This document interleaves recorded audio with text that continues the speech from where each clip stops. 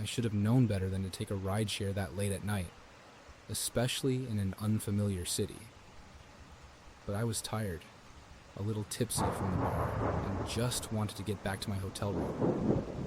The app said the driver would arrive in 3 minutes. His name was Jared, and he had a solid 4.8 rating. I thought I'd be fine.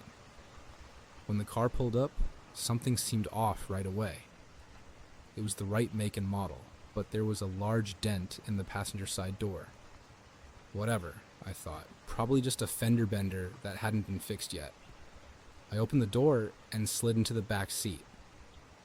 "Emily?" the driver asked, glancing at me in the rearview mirror. His voice was raspy, like he'd been smoking for years. "That's me," I said, forcing a smile. The car smelled musty, like old cigarettes and fast food wrappers. I buckled my seatbelt and gave him the name of my hotel. We pulled away from the curb and merged onto the empty street.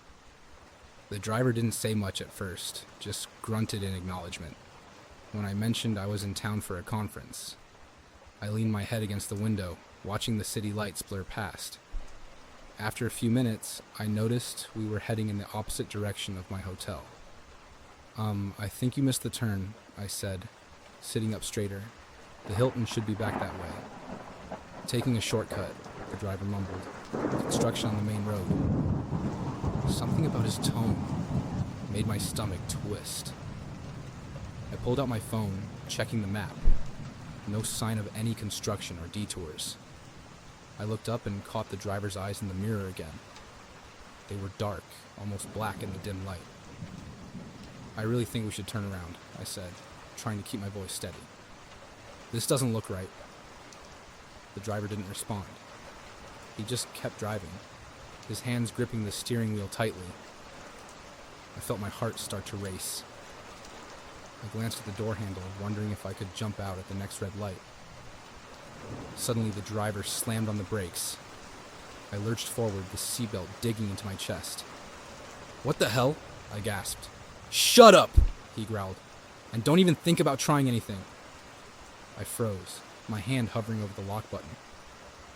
The car idled in the middle of the dark street. The driver twisted around in his seat, his face shadowed and menacing. "You really shouldn't accept rides from strangers," he said, his voice low and threatening. "Especially not ones who know where you're staying." My blood ran cold. How did he know that? Had he been watching me? Following me? I opened my mouth to scream, but no sound came out. The driver reached beneath his seat and pulled out something long and metallic.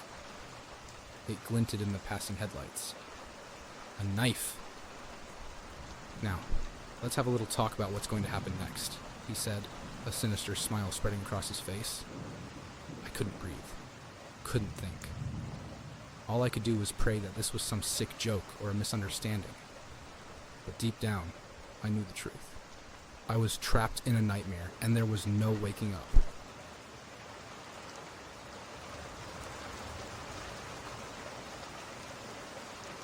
I should have known better than to get into a car with a stranger at 2 a.m., but I was desperate. My phone was dead, the buses had stopped running, and I was stranded on the wrong side of town with no way to get home. When the old sedan pulled up, and the driver offered me a ride, I hesitated for only a second before climbing in. He seemed nice enough at first, making small talk as we drove through the quiet streets. But as the minutes ticked by, something about his demeanor changed. His questions became more personal, his tone more insistent. He wanted to know where I lived, if I had a boyfriend, what I did for fun. I tried to keep my answers vague, but he just kept pushing. That's when I noticed we were heading in the wrong direction. I knew this part of town. We should have turned left at the last intersection, but instead, he kept driving straight. My heart started to race as I realized he wasn't taking me home at all. "Hey, I think you missed the turn," I said, trying to keep my voice steady. "My place is back that way." He didn't respond, just kept his eyes on the road ahead. I watched as the buildings grew more sparse, the streetlights more distant. We were heading out of town, into the darkness beyond. I knew I had to do something. I couldn't just sit there and let him take me wherever he wanted. My hand crept toward the door handle, my mind racing as I tried to calculate my chances of survival if I jumped from a moving car. But then he spoke again, his voice low and menacing. "I wouldn't do that if I were you," he said, as if he could read my thoughts. "We're going to take a little detour. Just sit back and relax." I froze, my fingers inches from the handle. He was watching me now, his eyes gleaming in the darkness. I could see the outline of something in his lap. A gun? A knife? I couldn't be sure. The car kept moving, faster now, the engine whining as we sped along the empty road. I closed my eyes, trying to slow my breathing, to think of a way out, but there was nowhere to go, no one to call for help. I don't know how long we drove like that. It could have been minutes or hours. Time seemed to blur together in the darkness. Eventually the car slowed and turned onto a gravel path, the headlights bouncing off the trees as we bumped along. And then we stopped. The engine cut off, plunging us into silence. I could hear him breathing beside me, could feel the weight of his gaze on my skin. "End of the line," he said, his voice barely above a whisper. "Time to have some fun." I heard the click of the door locks, the rustle of his clothes as he shifted my seat, and then his hand was on my leg, his fingers digging into my flesh as he leaned across the center console. I screamed then, a sound that tore from my throat and shattered the silence of the night. I lashed out with my fists, my nails, anything I could use to fight him off. But he was stronger than me, his grip tightening as he tried to pull me closer. In a moment of sheer panic, I managed to wrench the door handle and throw myself out of the car. I hit the ground hard, gravel biting into my palms. As I scrambled to my feet, I could hear him cursing behind me, the sound of his door slamming open. I ran then, blindly, desperately, my feet pounding against the uneven ground. I didn't know where I was going. I just knew I had to get away. Branches whipped at my face and tore at my clothes, but I barely felt them. All I could feel was the terror coursing through my veins, the certainty that if he caught me, I was dead. I don't know how I made it out of those woods, how I found my way back to civilization. The rest of that night is a blur of flashing lights and police sirens, of questions I couldn't answer, and tears I couldn't stop. But I'll never forget the feeling of his hands on me, the sound of his voice in the darkness. And I'll never trust a stranger again, no matter how desperate I am.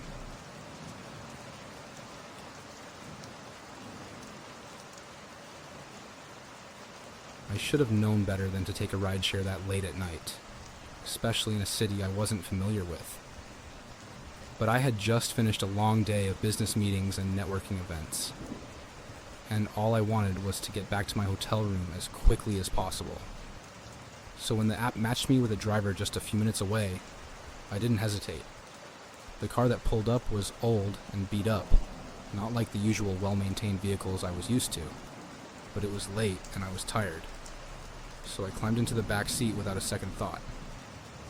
The driver grunted a hello and pulled away from the curb, merging into the sparse late-night traffic.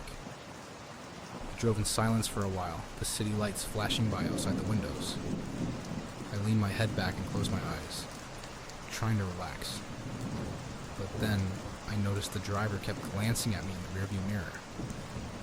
At first I thought nothing of it, but as the minutes ticked by, his gaze became more and more frequent, his eyes lingering longer each time. I shifted uncomfortably in my seat, suddenly feeling trapped. I thought about asking him to let me out, but we were on a highway now, the buildings giving way to dark stretches of road lined with trees. It would be miles before the next exit. The driver's eyes met mine in the mirror again, and he smiled. A slow, unsettling grin that made my skin crawl. "Quiet night, isn't it?" he said, his voice low and gravelly. I swallowed hard and nodded, not trusting myself to speak. I could feel my heart pounding in my chest as I discreetly reached for my phone, only to find my battery had died. I had no way to call for help. The driver took an unexpected exit, and I sat up straight, my unease growing into full-blown fear. "Where are we going?" I asked, trying to keep my voice steady. "This isn't the way to my hotel." He just chuckled, a sound that made the hairs on the back of my neck stand up. "Don't worry, I know a shortcut." But as the minutes stretched on and the road became more isolated, I knew it was no shortcut. The trees pressed in closer on either side, their branches scraping against the windows like grasping fingers. And still, the driver kept stealing glances at me, his eyes gleaming with a predatory light. Panic rose in my throat as I realized the danger I was in. I scanned the door, looking for a way to unlock it, to escape, but the handle had been removed, leaving only a smooth, unbroken surface. I was trapped. The car slowed and turned onto a narrow dirt road, jolting over the uneven ground. The woods here were pitch black, the headlights the only illumination. My breaths came faster, shallower, as I imagined all the terrible things that could happen, miles from anywhere, with no one knowing where I was. And then the car stopped, the engine cutting off and plunging us into darkness. I heard the driver's door open, then the crunch of his footsteps coming around the side. I scrabbled at the door, at the window, desperate for a way out, but it was no use. The door beside me opened and I felt his hand close around my arm, yanking me from the car. I opened my mouth to scream, but no sound came out. The last thing I saw was the glint of a blade in the moonlight, and then everything went black.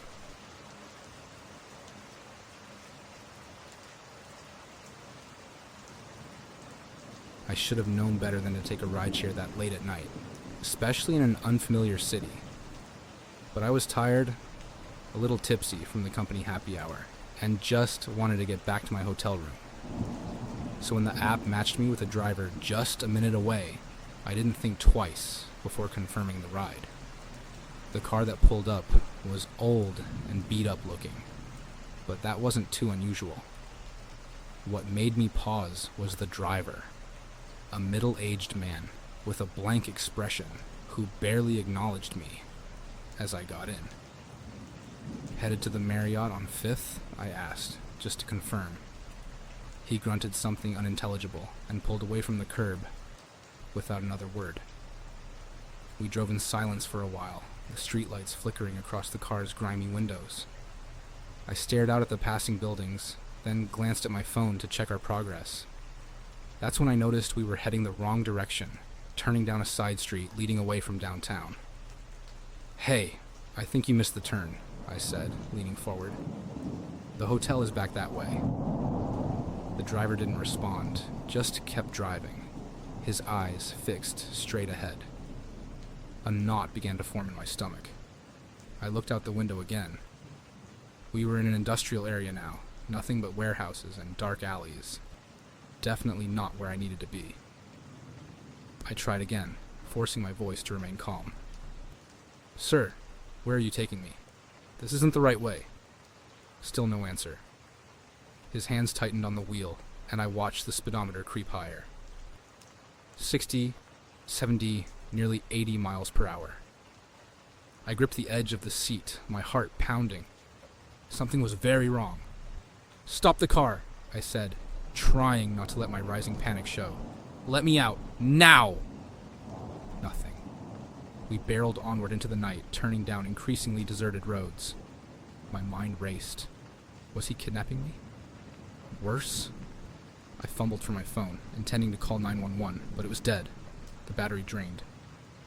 I made a split-second decision and reached for the door handle, bracing myself to jump, but the lock button didn't budge under my increasingly frantic fingers. Child-locked.